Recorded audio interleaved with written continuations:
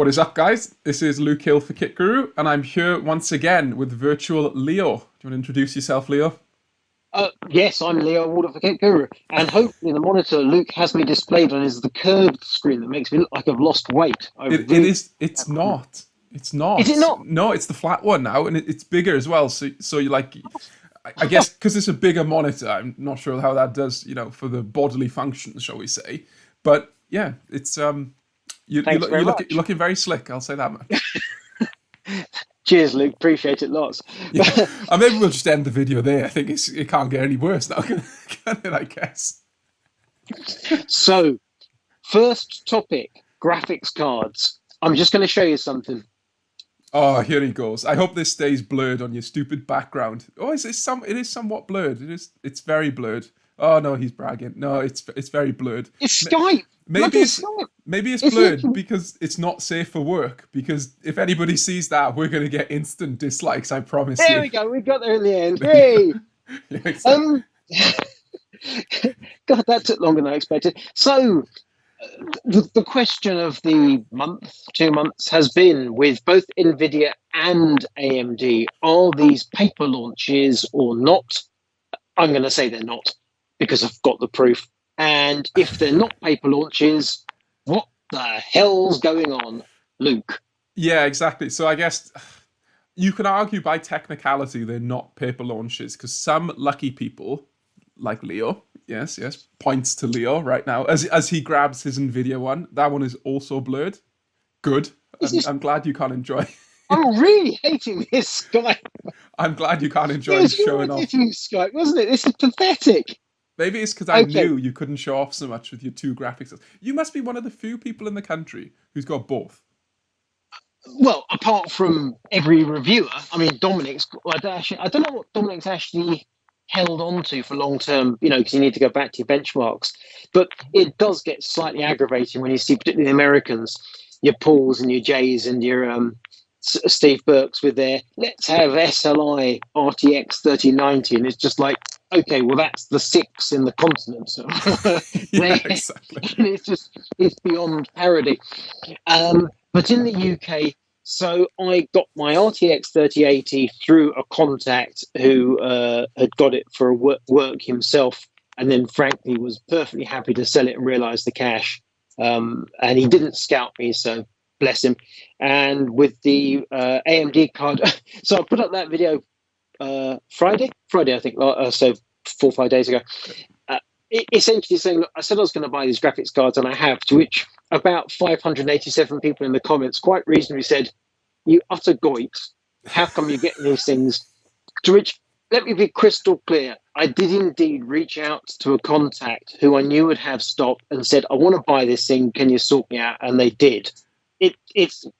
So no, I didn't line up. I didn't wait for stock to show up because there wasn't any. I admit it. I thought you just ram raided the local DHL office, if I'm being honest. But there you go. Whatever. That would be the only alternative, because we've obviously had a load of messages. So part of the reason I put that video up on Friday was just because I said I was going to do it, and I've done it, and there we are, and it cost me bloody fortune. So therefore, I'm kind of at least getting a bit of content out of it. But also, I wanted to see what the response was from the audience, and the response, not unreasonably, was there aren't any, which was it. And then we've had a load of comments below those videos. I mean, many comments saying various e-tailers they don't like because those e-tailers muck them around or charge fortunes. And the e-tailers have reached out to KitGuru in various messages on the discrete end of the scale, basically saying, we've been mucked around ourselves and it's really, really, really gone badly. I'm not going to go down to specifics, but essentially they're getting a fraction of the kit they've ordered from AMD, NVIDIA, all the add-in board partners, everybody. A fraction, like a tiny percentage. Yeah, so we've heard from a few sources that that's the case, haven't we? Yeah, absolutely. And I obviously don't want to be sympathetic to anybody. I don't do that. But I kind of might, as in, I don't know if they truly wanted to receive all the products that they say they wanted to order, if they're just hoping they get, say, 10 or 20%. But the percentages they're getting are pathetic. But there's a slightly bigger thing. So when I'm sure you're aware, you can go to NVIDIA's own website, geforce.com or nvidia.co.uk in our case, and you can shop there. And when you shop for an add-in board, GTX, RTX, it will list the products and then take you off to Amazon or one of the other outlets. If you buy a Founders Edition, they will sell it through their own shop. It's that Digital River Mob who do phones and such like, and game keys. And NVIDIA, that shop crashed to pieces when RTX 3080, 3090 launched. And they have stopped doing it themselves, have NVIDIA. So in the UK, it's Scan. Other nations in EMEA, I don't know, America, it's, I can't remember. One of the big outlets, one of the big stores over there. So NVIDIA has farmed out the logistics to a whole bunch of different partners because they couldn't do it themselves or not satisfactorily. So if NVIDIA can't manage it, it's tough. Yes, that raises a slight divergence to this topic, but how difficult is it to design a website that doesn't crash under high demand? Isn't there this thing called, the scalable cloud? Can you remember those? Was it HP Enterprise who had those adverts a few years ago in the UK on TV and say like, this is the scalable cloud. One day you might not do much, and the next day your video goes viral, and then it just the scalable cloud works. Can you remember those? That's a very good accent. I'm impressed by that, actually. Oh, it's my acting career. Yeah, but no, the way I see it is, and again, I hate to sound like I'm actually supporting the etailers here, is if you are Zoom, for example, and you go into the pandemic and your demand goes up by a factor of 3, 5, 10, 20, Scalable does that because you just need more resource. What these etailers have been facing is the equivalent of DNS. DDoS, isn't it? DDoS, thank you. Exactly. So they're having everybody around the planet hammering them. I'm not saying everybody who's interested, plus the scalpers, plus the bots. And they're just hammering, which is why they've all changed what they've done. Now, one of the retailers in the UK told me they had something like 4 coders working 16 hours a day for it's either 2 or 4 days to sort out their website. So if you now visit, all the websites seem to do something very similar. You visit, there's no prices shown, which means that the bots can't trawl through and do price comparison because there aren't any. They don't show stock availability. They won't take orders. You can't hit a button. There isn't a button. It's only if they've either got stock or if they have the handful of people who have placed an order, as in anticipated stock. Our colleague James got his RTX 3080 today after 10 weeks waiting. Indeed, yeah. So he was one of the lucky few who managed to get through all the crashes on launch day. And I think, to be fair, the retailer actually did him a solid. So I think he ordered the standard model, paid for the standard model, and actually got upgraded to the OC model. So, good on them there, actually. That's a very fair solution. But he certainly had to wait for it. Absolutely. And once again, he's paying for it. So it's just like, ugh. And for those people who said with my big Navi, I've gone for the Sapphire, but it's a reference design with the Sapphire box, that yes, I should have waited for the blah, blah, added board partner, the upgraded model. Sure. But it's like a train comes in that's almost full. Do you squeeze in, or do you wait for the next train that's bound to have more seats in? It's like, you dive in, don't you? Your elbows. And I like my comfortable seat on a train, if I'm being honest. Not that I remember the last time I've stepped foot on a train, but what is a train these days? Dragging this back. Yeah. So it's not a paper launch, but stocks are clearly a tiny, tiny fraction. I'm more obviously scalpers are playing their part, and all the bots and all the annoyances, and the e-tailers have had to rejig how they do things. We get that as completely true, but the root of the thing is what I don't understand. Why is supply so limited? Demand is huge, but supply is a fraction. We're not talking supply is 50%. We're talking supply is 10% or something. It's way down. So you're spot on, and I think that's the bigger question: is what is the cause of all this? So I had some ideas, and look, I'm going to admit I haven't done all that much research to back up, but some of my, shall we say, almost tinfoil hat ideas, if you like, some of my thoughts are, well, this year has just been the perfect storm, if you like. So, it's a Luke and Leo video. It's going to come back down to Intel, AMD, NVIDIA, TSMC, but that's the root of the problem, really, isn't it?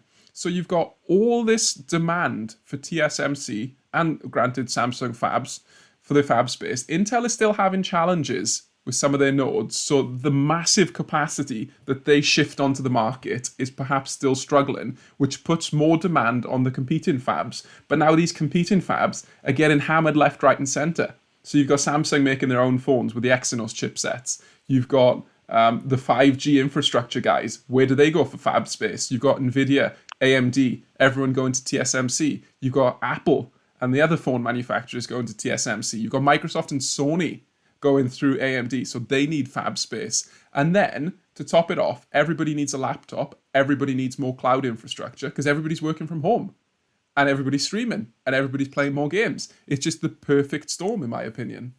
And one other company, you mentioned Intel, but in the context of going to TSMC, of course, Intel's having 7-nanometer graphics manufactured at TSMC, the Ponte Vecchio. Now, we don't know what sort of quantity that might be, but it's clearly some. You've also got Huawei. Huawei is not being supplied by TSMC now, so that freed up capacity. But immediately, everybody leapt on that, apart from NVIDIA, who went with Samsung. So NVIDIA's in a slightly different position. The Samsung 8-nanometer process, the suggestions are yields not great, and the process not great. So in a sense, I think NVIDIA is probably dabbling in their own little pool of unhappiness, which is a different place. But in terms of TSMC and 7-nanometer, Apple's on 5-nanometer.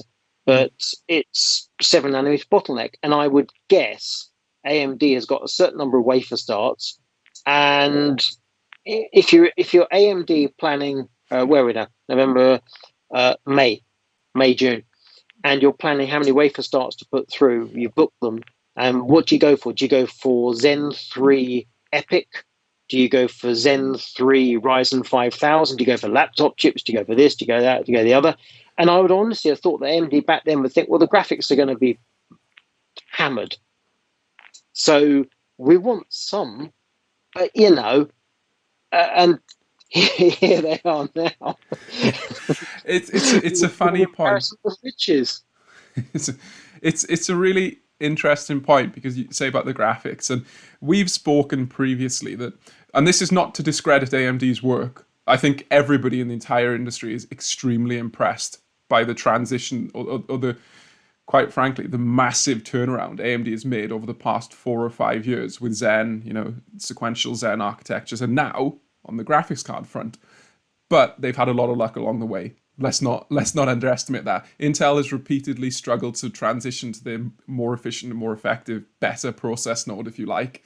NVIDIA seems to have had challenges getting the capacity on the market leading, which is the TSMC 7-nanometer process node. So they've seemed to have to go for an inferior process node. So yeah, let's not discredit what AMD done. They've delivered, but they've had a lot of luck along the way. Although they've also created their own luck by hedging their bets with TSMC. So credit to them there as well. That's all very true. There's 2 points there. The one of the design. NVIDIA would not have been able to design for TSMC at 7-nanometer and then switch it to Samsung 8. They'd have had to been some while back going for the Samsung 8, and all the suggestions are it's because of pricing. TSMC not up for negotiation. Why would they? They're absolutely rammed. Samsung, on the other hand, yep, sure, come here, we'll give you a good deal, would seem to be the thing. So some months back, NVIDIA made that decision, whether it's half a year or 3/4 year, a year, I'm not sure. And this is where we're at. AMD, the slightly bizarre thing is, if AMD was able to supply graphics cards galore, I think the conversation we'd be having today would be along the lines of NVIDIA's better with ray tracing, NVIDIA's better with DLSS. All other things being equal, you want AMD to be £100 cheaper, say the 500 against £600 or whatever kind of comparison, in which case you go for the AMD. But we're not even having that conversation, because it's not, as somebody said, it's not what should you buy for Christmas or November or whatever. It's what can you buy. Yeah. And therefore AMD, I don't think they've intended to have such tight supply and supply against demand. Now, not for 1 second do I think that, but I don't think they're too unhappy, because everything's going out the door at full money or money plus. See, I would slightly disagree with that point because isn't one of the few rules in business is that if you've got demand, you never run out of stock because you're leaving so much money on the table. And granted, the stock situation is out of their hands, perhaps, but I can't imagine that they're happy that people want to buy their product for top dollar and they can't sell it to them. That's got to be horrible. If they could bring another, how many thousand? Let's say 5,000, picking a number that's not totally unreasonable. If they could pick another 5,000 into the UK and presumably Germany and France, and let's say 20,000 into the US, now I'm certain they'd do it. But what can you say? But as far as we're aware, going back to the original question of what's the bottleneck, it seems to us it's GPUs. We're hearing no suggestions that it's down to memory. I'm certain the partners want to make graphics cards. No doubt in my mind about that whatsoever. Absolutely. And so on. There's not some weird thing going on. We can't make cardboard boxes. You know, I think it's the GPUs and nothing else. Maybe Amazon's gobbled up the entire supply chain for the world's cardboard, perhaps. Possibly so. It's an interesting, as you say, a cardboard hat conspiracy theory. But nice. No. I'm going to disagree firmly on that. I'm saying it's down to GPUs, but ironically, we've got the split. We've got TSMC 7 nanometer for AMD, where there's so much demand at TSMC, but NVIDIA is in a separate camp. Whether it's that they could have supplied but didn't, I don't think it's that. I think they've got the problem now, which is, oh, hang on a minute, we've got to rejig the product stack because AMD's come up with something that's competent. They can't quite dictate everything like they thought they would be able to. But I think the NVIDIA is suffering from Samsung 8 nanometer. That's my feeling. Yeah, and I think you're correct there. And I think the other supply point is obviously TSMC and Samsung are the foundries, but they have a downstream supply chain that they rely upon. And they're not kind of as big players. ASML is a big player, granted, but some of these other companies are not as big players as those two. So you don't necessarily hear what's going on. They might be more affected by some of the issues with logistics and people off work and X, Y, and Z compared to these big fabs that can run, you'd think, quite seamlessly, even in the crazy times we live in. Actually, I tell you what, you make a very good point there. Two places on the planet that have managed the whole 2020 crisis better than anywhere else in the world are Taiwan and South Korea, which happen to be these places where these fabs are. In the event they hadn't managed as well, I mean, can you imagine if Taiwan had problems and everyone had been sitting at home for months on end? It would the current complaints. It would be by a factor of 50 or 100. It would be absolutely horrendous. Absolutely. What's that old saying? Is it when X sneezes, Y catches a cold, or something like that? I mean, okay, that's kind of a pertinent point to make, and perhaps an unfortunate choice of words, but that would be the reality, wouldn't it? I mean, if the supply chain at that level had hiccups, then we'd be in a real problem situation. No, I mean, exactly. No, you got the TSMC, to me, is the single point of failure that is of critical importance to our entire industry. So thank goodness the Taiwanese have managed 2020 as well as they have. Clearly, you know, they want to make more of everything, but right now, God love them. Absolutely, yeah. And on TSMC, they actually just, I think, was it last week when Arizona, I think the city of Phoenix or Arizona, the state, they confirmed that they're happy with TSMC to go ahead and build their plant in Arizona. And that seems like a superb move for TSMC. And you'd hope a good move for the industry in general. More capacity coming online seems like it's a good thing these days. And you've got distributed manufacturing. So when global issues like this take precedence and they hit home, you have some deal of redundancy in your supply chain, which is critical, absolutely critical. Yes, I think we can agree that part of the reason for wanting to have TSMC manufacturing not just up the South China Sea is because of the geography and the geopolitical thing. But yes, absolutely, TSMC manufacturing elsewhere, they are becoming the world's foundry. So yes, absolutely, it's just thoroughly. So no, to go back to the original question, not a paper launch, but blimey. Tricky. Not paper by technicality, almost. No, quite. And to those members of our audience who are cursing me for having bought graphics cards, yes, I totally get it, but what can I do? Donate them. Do a giveaway. Come on. What? No, that's where we end this segment and we move on to the next question. No, I think we're going to wrap this one right here. So, thanks for listening to this one. Let us know what you think in the comment section down below. Can you actually buy a card in your region? I've seen some disparity between the regions. I heard somebody saying Finland has great stock. So let us know if that's the case. Maybe a cheeky road trip to Finland, eh, Leo? Oh, well, not for you. Hey, You don't need I don't one. need to. I'm fine. I've got everything I need. I'm perfectly happy. Thank you very much. Too many miles for me. Can't be bothered. Yeah. Anyway, I've been Luke Hill for KitGuru. And I've been Leo. Catch you in the next one. Subscribe, like, keep tuned.